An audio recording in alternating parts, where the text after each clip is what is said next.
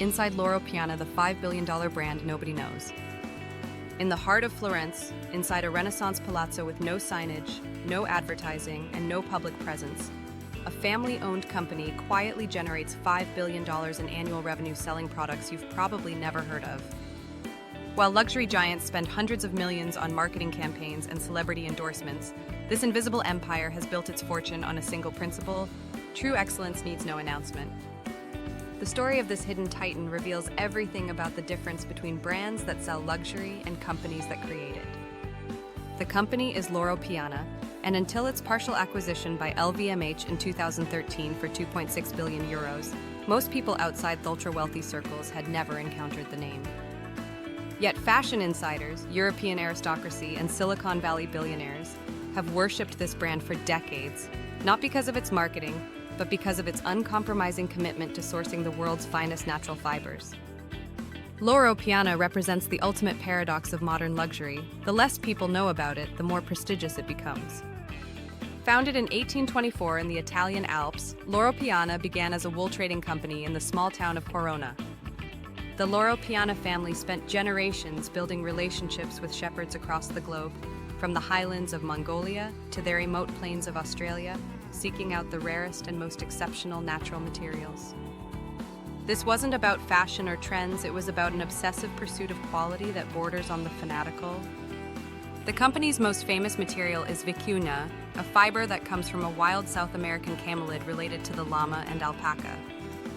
VicuñaWool is the finest and rarest animal fiber in the world, measuring between 12 and 14 microns in diameter, less than half the thickness of human hair. A single vicuña produces only 250 grams of usable fiber every 2 years, and the animals cannot be domesticated or farmed. Loro Piana holds exclusive rights to harvest vicuña fiber in Peru, working with indigenous communities to shear the animals in the traditional chaku method, a practice dating back to the Inca Empire. The price reflects this extraordinary rarity.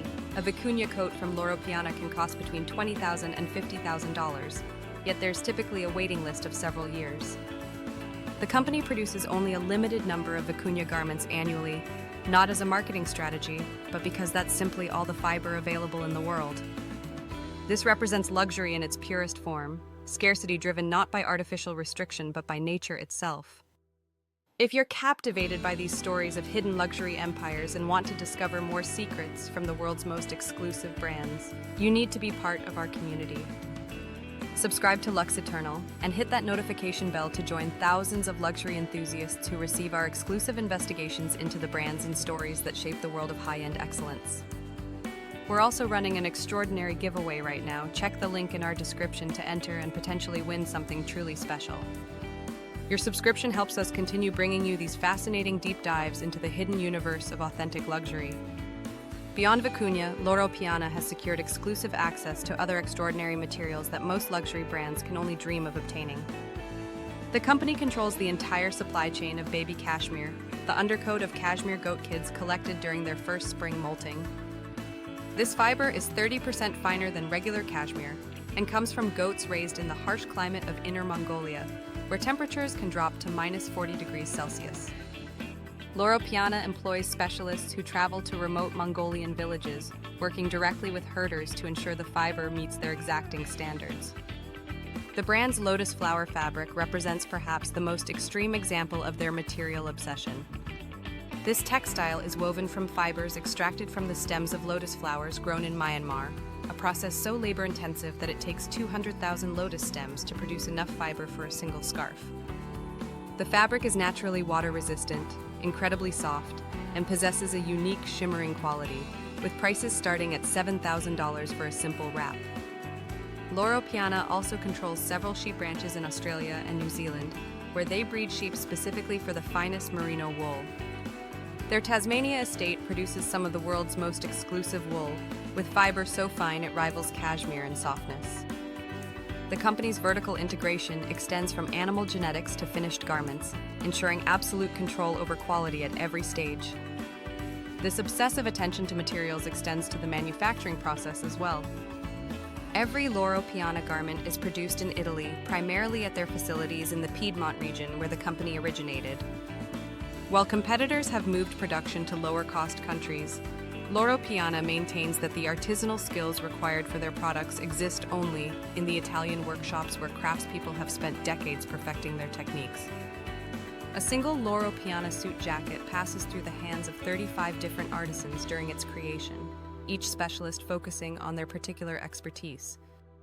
The buttonholes are still sewn by hand, the canvas is still hand-padded, and the final pressing is done using antique irons that veteran tailors insist produce superior results to modern equipment. This level of craftsmanship cannot be rushed or automated, which explains why the company's production capacity remains deliberately limited. The brand's retail strategy mirrors its production philosophy with only 140 boutiques worldwide, almost all located in the most exclusive shopping districts of major cities. The Madison Avenue flagship in New York, the Avenue Montaigne location in Paris, and the Via Monte Napoleone store in Milan serve as temples to understated luxury. Walk past these boutiques and you might not even notice them. The signage is discreet, the window displays are minimal, and there's no obvious attempt to attract attention from casual passers-by. Inside, the experience reflects old-world luxury retail at its finest. Sales associates undergo months of training not just about products, but about the materials, the craftsmanship, and the heritage behind every item. They can discuss the specific characteristics of that season's cashmere harvest, explain the difference between various vicuña grades, and guide clients toward pieces that will last decades rather than follow temporary trends. Loro Piana customers tend to be intensely loyal, often building relationships with specific sales associates that span years or even decades.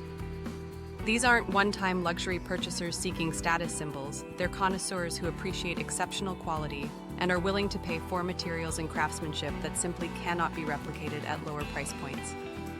The brand's product range extends beyond clothing into lifestyle goods that reflect the same material obsession. Their rain system fabric, developed over 15 years of research, combines merino wool with a proprietary treatment that makes it completely waterproof while remaining breathable and soft. Loro Piana blankets and throws, woven from the same extraordinary fibers as their clothing, can cost between $3,000 and $15,000, yet they sell consistently to customers who view them as heirloom pieces. The company's approach to color and design emphasizes timeless elegance over trend-driven fashion. Loro Piana's palette focuses on natural tones, soft neutrals, and earthy shades that complement rather than overwhelm the beauty of their materials. The silhouettes are classic and refined, designed to remain relevant for decades rather than seasons. This philosophy aligns perfectly with their customer base, individuals who view clothing as long-term investments rather than disposable fashion. When LVMH acquired 80% of Loro Piana in 2013, many worried the brand would lose its identity through commercialization and expansion.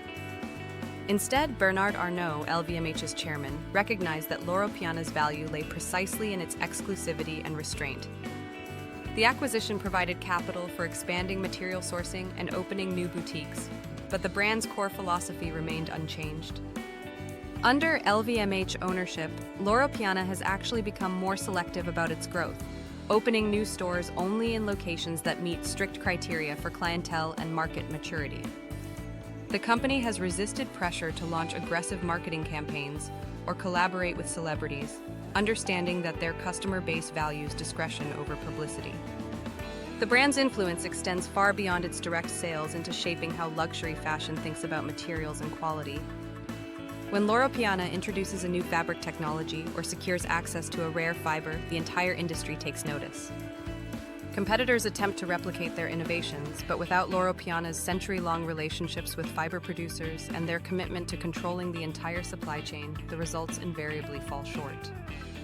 Loro Piana has also pioneered sustainability practices in luxury materials, working with conservation organizations to protect vicuña populations, investing in programs that support Mongolian herding communities, and developing processes that minimize environmental impact. This isn't marketing-driven sustainability theater, it's practical recognition that their business model depends on maintaining healthy animal populations and ecosystems. The brand's clientele reads like a who's who of global power and influence, though you'd never know it from their marketing. Tech billionaires from Silicon Valley, European royalty, Middle Eastern royals, and Asian business tycoons all quietly wear Loro Piana, appreciating the brand's refusal to advertise their patronage. In certain circles, wearing Loro Piana has become the ultimate sign of knowing, a subtle signal to others who understand quality that you're part of an exclusive club. The brand's accessories, particularly their summer walk loafers, have achieved cult status among the knowledgeable wealthy. These suede slip-ons, priced at $750, appear deceptively simple but are instantly recognizable to those in the know. They've become unofficial uniform shoes for summer in the Hamptons, Saint-Tropez, and other exclusive enclaves where conspicuous branding is considered gauche. Loro Piana represents the ultimate realization of stealth wealth principles, luxury so refined and confident it requires no external validation. The brand's $5 billion revenue proves that in an age of influencer marketing and logo-driven consumption, a substantial market exists for companies that prioritize substance over style. For aspiring luxury brands, Loro Piana's success offers crucial lessons about the value of authenticity, the power of true scarcity, and the importance of maintaining standards even when growth opportunities tempt compromise. The brand has shown that customers willing to pay premium prices exist in sufficient numbers to build a multi-billion-dollar business, provided the quality justifies the cost. Looking forward, Loro Piana faces the challenge of maintaining its exclusive positioning while growing under LVMH ownership. The temptation to expand too quickly, launch diffusion lines, or embrace more visible marketing could dilute the brand's carefully cultivated mystique. So far, the company has navigated these pressures successfully, but luxury history is filled with brands that lost their essence through overexpansion. The $5 billion brand nobody knows has built its empire on a simple but increasingly rare principle in modern business: let the product speak for itself. In a world drowning in advertising, influencer endorsements, and manufactured hype, Loro Piana's success through quality and discretion feels almost revolutionary. Their story reminds us that true luxury isn't about being seen, it's about being known by those who understand the difference between price and value, between fashion and craftsmanship, between wearing a brand and owning something genuinely exceptional.